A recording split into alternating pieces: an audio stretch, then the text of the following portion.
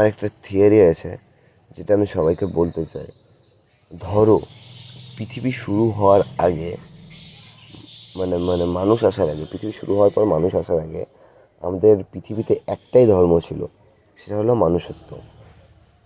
তারপর ধীরে ধীরে লোক এখান থেকে মুসলিম, হিন্দু, খ্রিস্টান, শিখ, ইসাই মাল্টিপল ধর্ম বানায় এবং নিজের নিজের ধর্মের ভগবানকে পূজা করতে লাগে।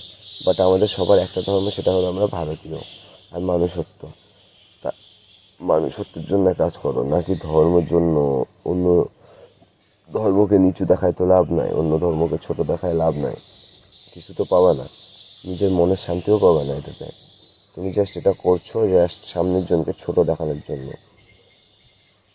তাই দরকার পড়লে সবার সাথে থাকো, আর সাথ দিতে হলে সবারই সাথ দাও, কারণ আমরা সবাই মানুষত্ব ধর্ম পালন করি।